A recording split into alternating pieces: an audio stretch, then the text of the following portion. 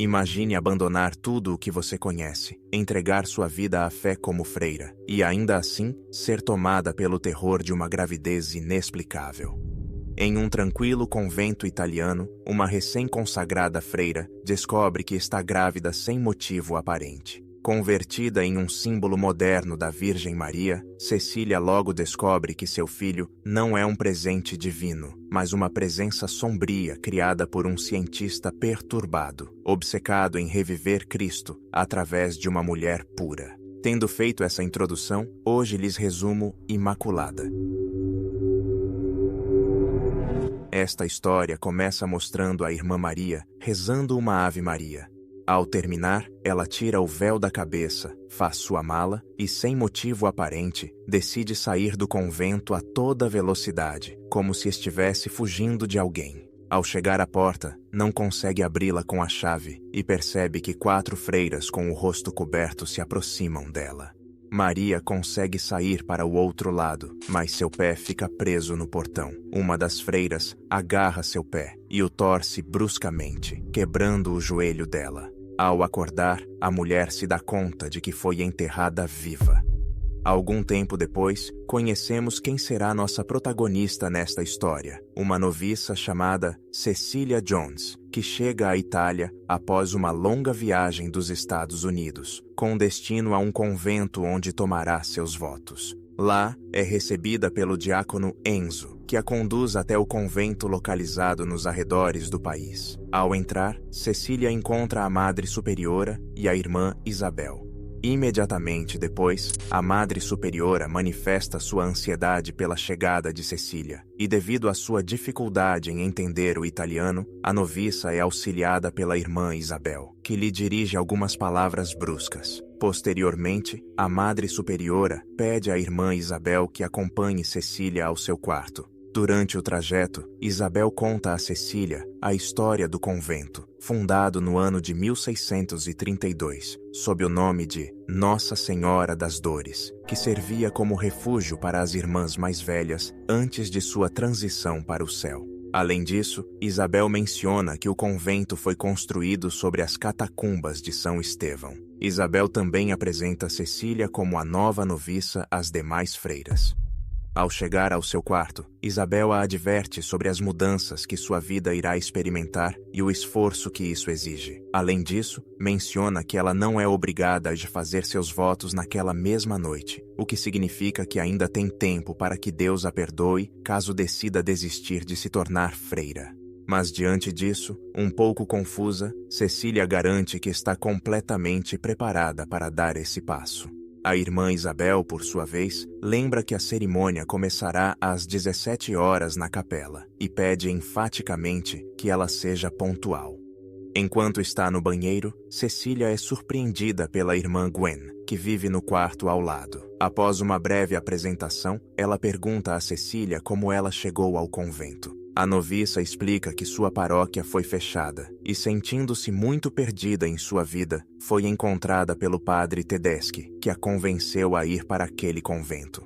Ao ouvir isso, Gwen comenta que ele tem talento para farejar pássaros quebrados, uma observação que deixa Cecília confusa e desconfortável. Algumas horas depois, chega o momento da cerimônia, e é aí que conhecemos pessoalmente o padre Tedeschi. Após sua consagração como freira, Cecília tem uma conversa com o padre, que revela que antes de dedicar sua vida ao convento, estudava biologia. Cecília, por sua vez, confessa ao padre o motivo de sua consagração. Quando tinha 12 anos, sobreviveu a um afogamento em um rio, o que a levou a acreditar que Deus a havia salvado por um propósito. Depois de contar sua história, Cecília vai ao banheiro e, enquanto está lavando a boca, ouve os lamentos de uma mulher. Intrigada, decide seguir o som e chega a outro quarto, onde encontra uma freira rezando deitada no chão, com o rosto completamente coberto.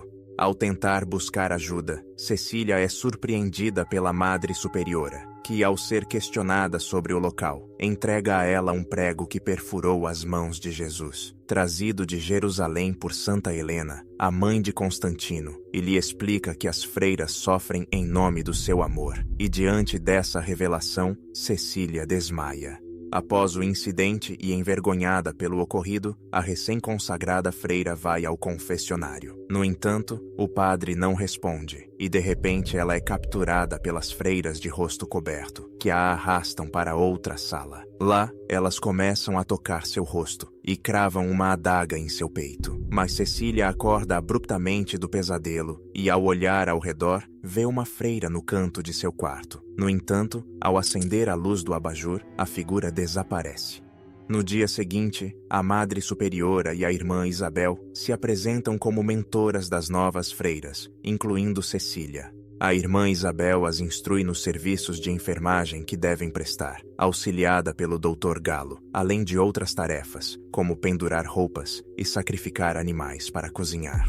Em um momento, Cecília sofre outra visão, na qual vê a irmã Isabel olhando fixamente em seus olhos. Contudo, de repente, Isabel desaparece. Em seguida, chega a noite, e Cecília se deita para descansar. Antes de adormecer, ela é surpreendida por uma freira idosa que corta uma mecha de seu cabelo e começa a dizer: Bendita Santa, todas nós te adoramos. Diante disso, Cecília se lembra que a irmã Gwen havia lhe advertido sobre algumas freiras delirantes e aconselhado a apenas seguir a correnteza nesses casos. Portanto, Cecília acompanha a freira até seu quarto e, ao cobri-la com os lençóis, descobre cicatrizes em forma de cruz nas solas de seus pés.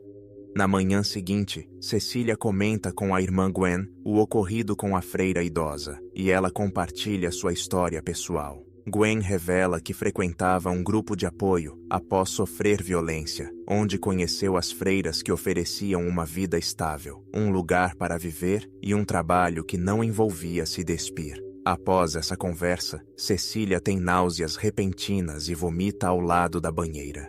Posteriormente, Cecília é examinada pelo doutor, e a Madre Superiora a convoca para uma sala onde estão presentes o Padre Tedeschi, o Dr. Galo e o Cardeal. Em seguida, o Padre Tedeschi pede a Cecília que recite seus votos, ao que ela obedece com muita facilidade. Logo depois, o Cardeal a questiona diretamente se ela já teve intimidade com algum homem, e Cecília responde que isso nunca aconteceu.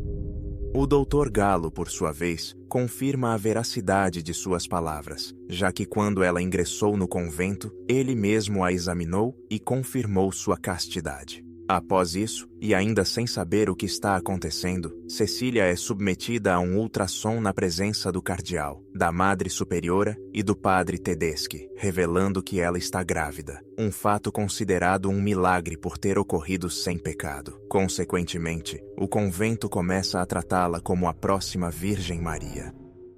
À medida que a gravidez avança, Cecília é atacada pela irmã Isabel enquanto está na banheira. Isabel, possuída pelo ciúme, reclama que ela deveria ser a portadora do milagre e pede para tentarem novamente com ela, enquanto as outras freiras a afastam de Cecília.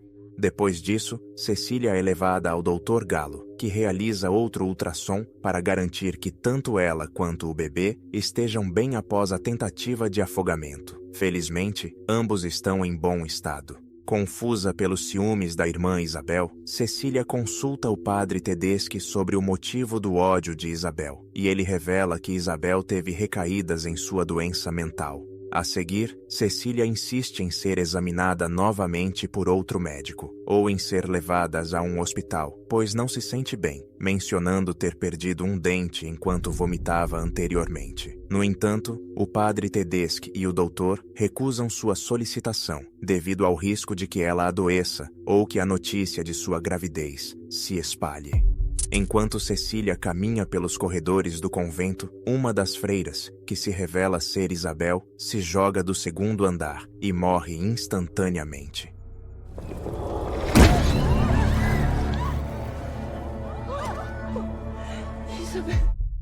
Esse trágico incidente deixa todas as freiras do convento horrorizadas, mas todas agem como se nada tivesse acontecido, exceto Gwen, que no pátio do convento grita suas verdades. Depois, vemos Cecília sentada em sua cama, absorta em seus pensamentos, quando de repente, as correntes que seguram um quadro da Virgem Maria se rompem, revelando palavras escritas na parede que dizem: "E não há que se maravilhar, porque o próprio Satanás se disfarça como anjo de luz." 2 Coríntios capítulo 11, versículo 14. Rapidamente, ela corre para buscar o versículo na Bíblia, e depois disso, tenta encontrar Gwen, mas ao não encontrá-la, decide percorrer os corredores do convento e se dirige ao quarto do cardeal em busca dos arquivos com suas informações. Lá, Cecília descobre documentos sobre sua tragédia infantil, seus genes e outros dados pessoais. Nesse exato momento, ela ouve os gritos de socorro da irmã Gwen, que vem de um quarto isolado do convento. Ela se aproxima da fechadura para ver o que está acontecendo e...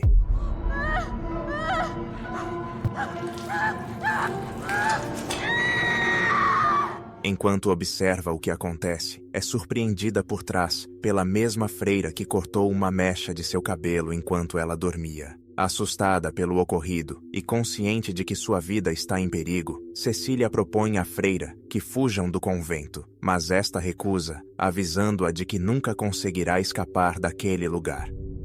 Na manhã seguinte, a Madre Superiora e o Padre Tedeschi são despertados pelos gritos de Cecília, que está coberta de sangue no abdômen e nas pernas. Diante disso, a Madre Superiora insiste em chamar uma ambulância, já que o Dr. Galo não está no convento aos sábados. No entanto, o Padre Tedeschi se recusa, optando por levar Cecília de carro ao hospital junto com o diácono Enzo. Enquanto estão a caminho, o padre recebe uma ligação da Madre Superiora, que o informa que o sangue que cobria o corpo de Cecília era de uma galinha morta, encontrada debaixo de sua cama, ao revisarem o quarto. Isso faz com que o padre perceba que tudo foi uma mentira de Cecília.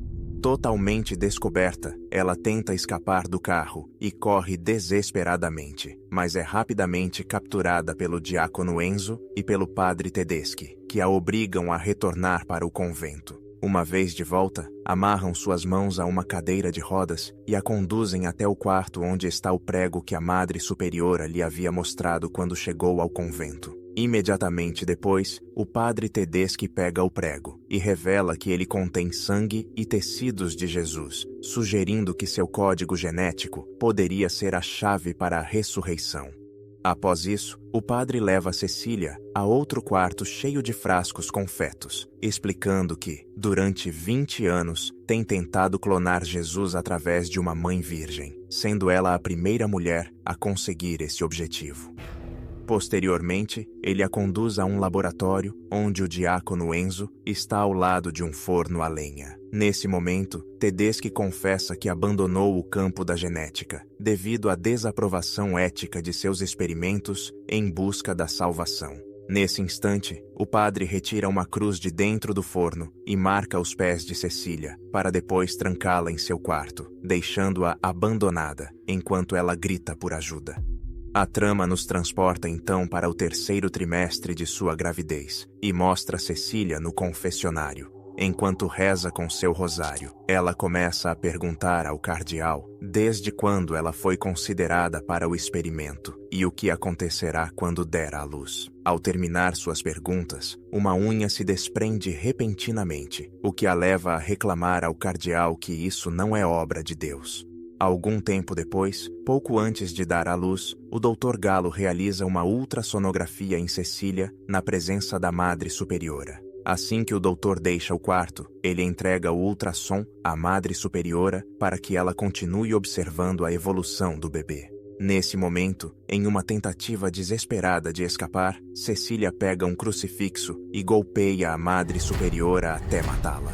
Posteriormente, Cecília sai da sala, com dor pelas contrações que indicam que já está em trabalho de parto, ao mesmo tempo que sua bolsa rompe. Apesar da dor, Cecília se dirige ao cardeal com a intenção de estrangulá-lo com seu rosário, enquanto o Dr. Galo observa o assassinato e foge do local. Após isso, Cecília pega o prego de Jesus, guarda-o e se encaminha para o laboratório, onde o encharca com gasolina. Justo antes de atear fogo em tudo, aparece o padre Tedeschi e tenta detê-la, mas ela o atinge com uma garrafa e o tranca no laboratório. O padre consegue alcançá-la, segurando-a pelos cabelos ao meter suas mãos nas aberturas da porta. Mas, nesse momento, Cecília, vendo que a única opção que lhe resta é incendiar o laboratório, rapidamente acende o fogo, prendendo o padre Tedeschi lá dentro. Quando ela pensa que tudo acabou, o padre apaga o fogo com um extintor e consegue sair do laboratório. Sem alternativas, Cecília começa a fugir dele e se refugia em um porão, onde acende uma lanterna e começa a explorar os corredores, e encontra a entrada para as catacumbas e, sem pensar duas vezes, entra para escapar do padre. Ao acender sua lanterna, encontra o cadáver de uma mulher. Essa mulher é a Irmã Maria, que aparece no início do filme. Ela encontra uma abertura que leva ao exterior do convento e tenta desesperadamente escapar. Justo antes de conseguir, o padre Tedeschi, com o rosto totalmente queimado, a agarra pelos pés e, invocando a Santíssima Trindade e com um bisturi na mão, tenta retirar o bebê. O padre a fere com o bisturi, causando um corte de cerca de 10 centímetros. No entanto, Cecília se arma com o prego que havia guardado antes e o apunhala no pescoço, acabando de uma vez por todas com ele. A história termina com Cecília conseguindo escapar das catacumbas e enfrentando uma dor insuportável, pois está prestes a dar à luz. Ela realmente tem o bebê, mas, embora não seja mostrado exatamente o que nasce, sabemos que não é um bebê comum. Em vez de chorar, ouve-se uma respiração agitada e grunhidos. Sem perder muito tempo, Cecília rompe o cordão umbilical com os dentes, pega uma rocha bastante grande e... Assim encerramos o vídeo de hoje. Se você gostou, compartilhe com aqueles que ousam assistir. Não se esqueça de se inscrever e ativar o sininho. Ou quem sabe, a próxima vítima seja você. Nos vemos na próxima história. Se tiver coragem.